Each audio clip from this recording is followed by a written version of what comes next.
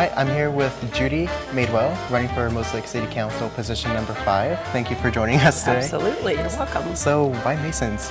Well, this is just a quaint little shop that needs a lot of support in business. And so it's a great place to come, hang out. There's books, library, there's places to visit, quiet time. It's a great place. It's a great place to come and be and to connect with.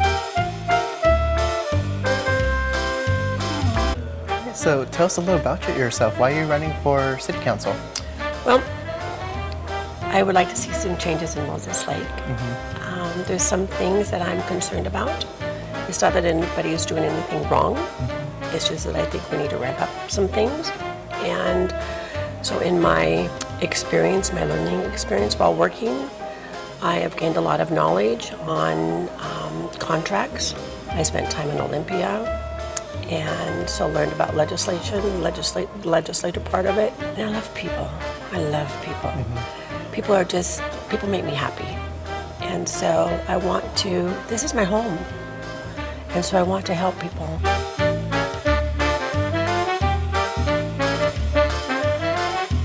So what are your top priorities entering the race? One of mine, so I actually have about 4. One of them is retail. They encourage us to shop at home. That's great. We have sweet shops downtown, but it isn't enough to keep people here, especially now that are moving in from larger cities, coming to Moses Lake.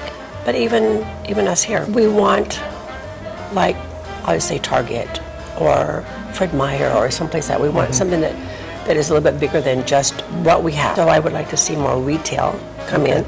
We're almost at 26,000 people just in the city limits. There's like maybe 50,000, maybe, I'm guessing, on the just outlying areas. So the population, the male part of Moses Lake, I would say, is probably about 50 to 60,000 people. Why can't we attract more people? Why can't we attract business here?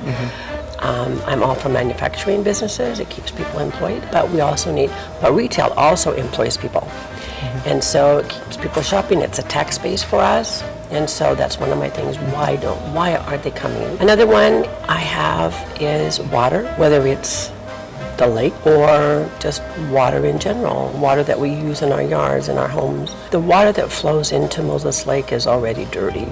If you look at Crab Creek and you look at Rocky Ford, those are already dirty when they're flowing into Moses Lake. I know why some of it is setting, and I'd like to see that changed. I don't believe raising water rates is going to accomplish what they're hoping to accomplish. People, in visiting with people throughout the area, they want their yards green, they want their plants, their trees, their flowers, they want all of that to continue to grow. You need water.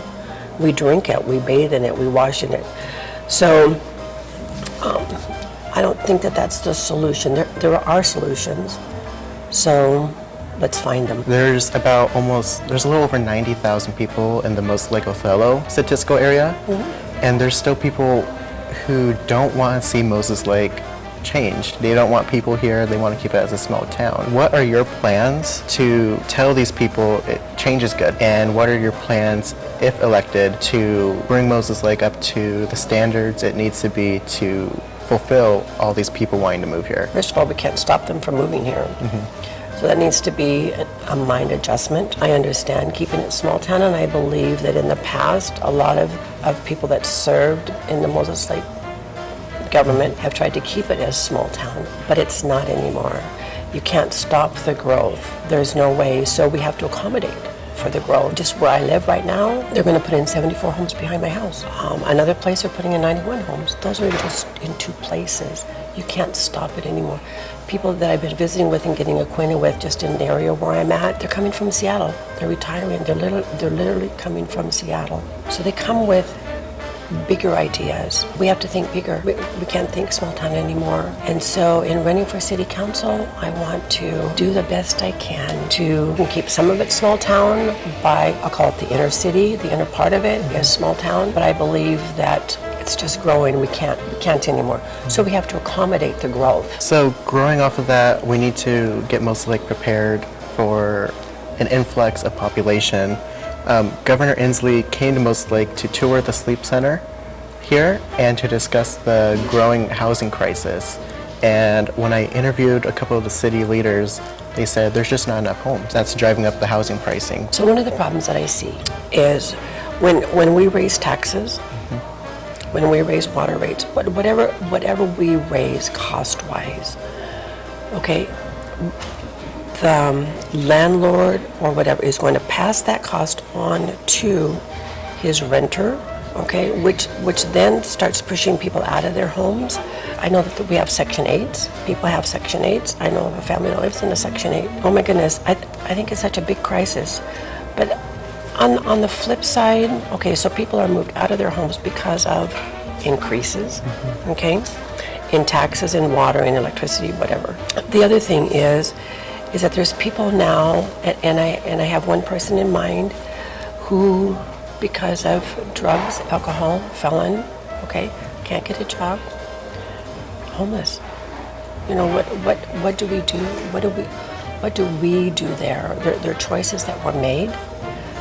Is it our responsibility? I'm not trying to be a hard nose. I'm not. But there's some things. Yes, there's people who have been moved out of their homes, families that have moved out of their homes, school-aged children that are out of their homes, that are living in their cars or whatever. There's places for them to be. They need to connect. Like with Serve Moses Lake.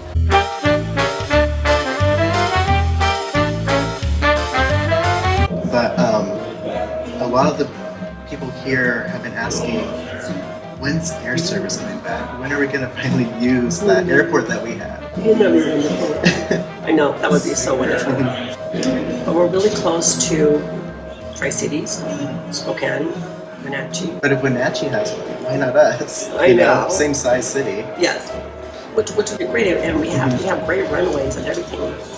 And I know that there's been companies that have come in and tried to make it go.